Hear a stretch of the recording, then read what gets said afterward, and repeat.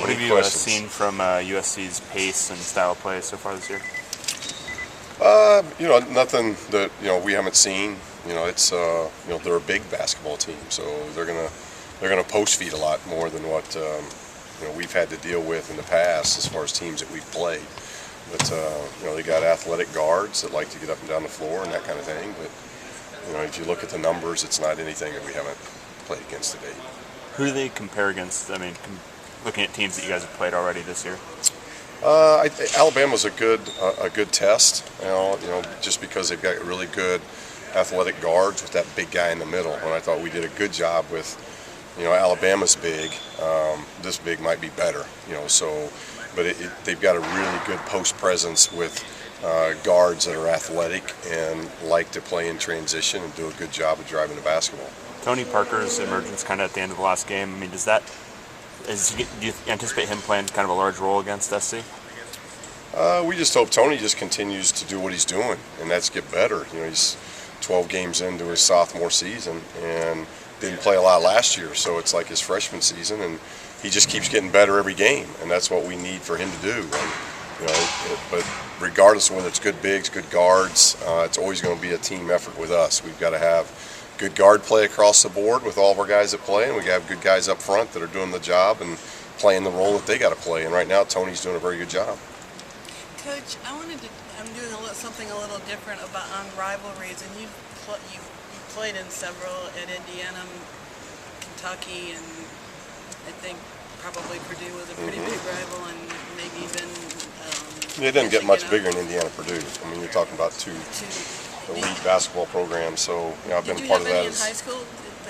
Oh yeah, no, I mean, the gym I played in was 10,000. The smallest gym I played in was 6,500 in our league. So, we had a lot of big time rivals: Richmond High School, and Muncie Central, and Anderson. Rivals have. It's a great part of basketball, and I've been very fortunate that I've been a part of a lot of them, not just playing, but then coaching. Being at Iowa, the Iowa State rival is great. The New Mexico State rival is really a cool rivalry because you play each other twice. Most rivalries, you don't get a chance to do that. So, and with this rivalry, you got two schools that are separated by 11, 12, 13 miles. So, and both in the city of Los Angeles. So, that brings another uniqueness to a rivalry. What makes them fun? Or are they fun for you? Would you rather not have them, or are they fun? No, I mean, every game's fun for me. I think that's what I try to do as a player and try to do that as a coach, is that if it's not fun, it's not worth doing it. We don't put any more emphasis from game to game, nor do we put any more emphasis on a rival game versus what would be considered a non-rival game. Each game is very, very important. You saw that in the first night of the Pac-12. You battle like crazy to take place, and you just hold serve at home, and then you try to go steal road wins. And that's not easy, in particular in a league like the Pac-12 that's up this year in the top 5 conference in the country. So you're seeing that on the very first week of our games, and it's we got to wait all the way until Sunday to play. And it's going to be a dogfight, and we've got to play very well through 40 minutes to try to hold serve at home. Andy said a couple things that he didn't, I don't think necessarily meant for you to hear, but they got out. Do you think that's going to make things more intense Sunday, or will kids not? It has zero to do with how we approach Sundays. Zach has had so much NBA buzz just the past month or two. What did you see about him going into the season that made you excited about him? Just very athletic. He's one of those special talents that he can create his own shot. He's a great ball handler, great shooter, really runs in transition. He's got a very high skill, high talent level. And now as a freshman, he's just learning how, going from high school to college, that transition it's just so much different. One, you got a shot clock. Two, you're playing against bigger, older guys, quicker, faster guys. The game gets quicker and faster.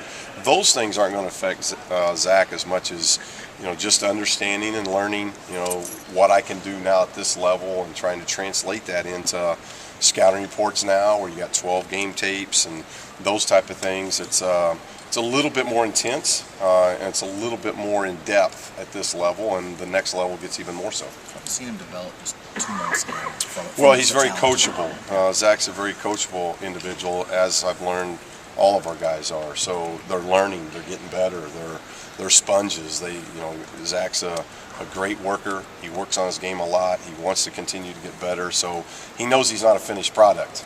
He's got a lot of really neat things that have started this process for him, but his ceiling is really, really high because he's just now really learning, I think, a lot of the ins and outs of basketball at both ends. Do you have a favorite moment in any of your rivalry games, a favorite shot, or that either you or somebody on your team hit, or a play, or a steal, or defensive stop, or anything?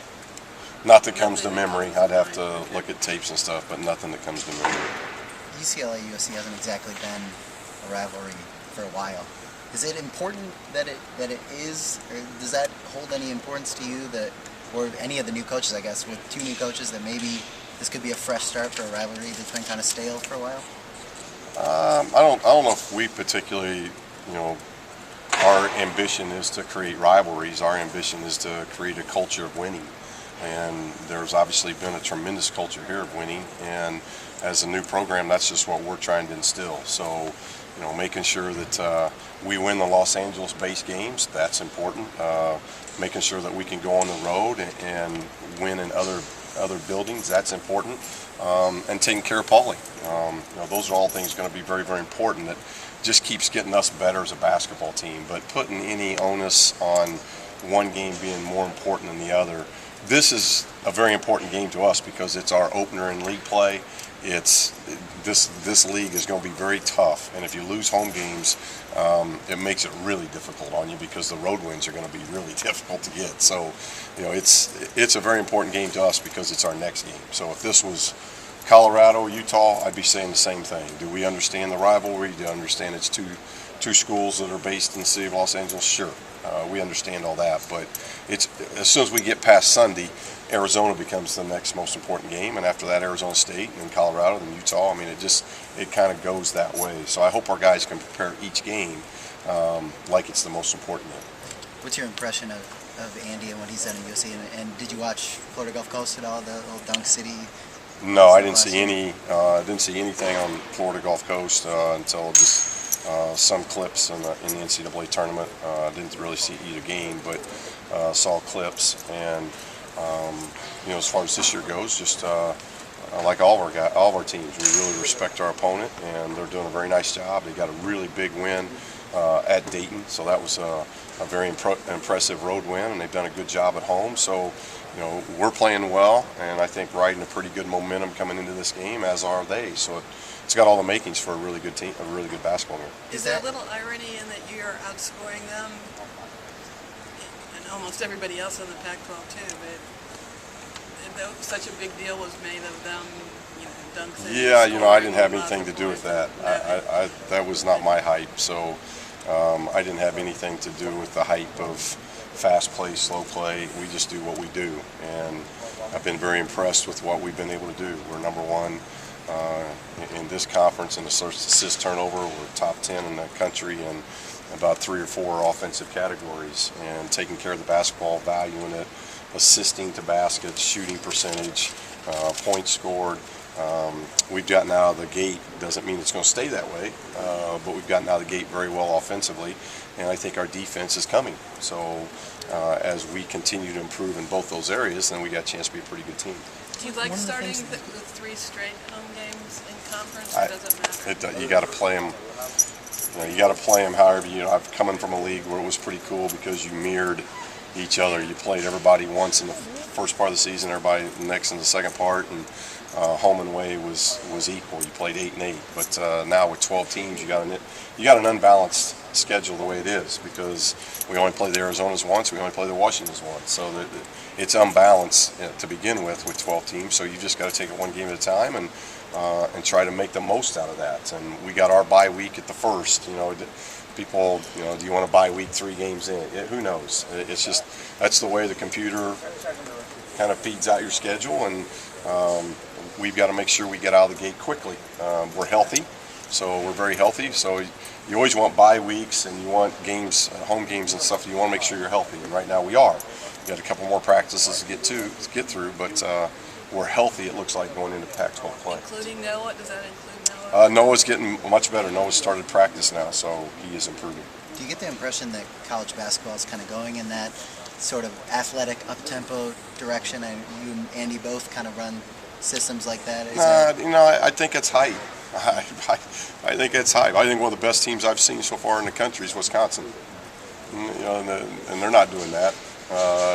They beat Northwestern at Northwestern 27 the other day. So, you've got a lot of teams that have different styles. Michigan State's a tremendous team that's got a different style.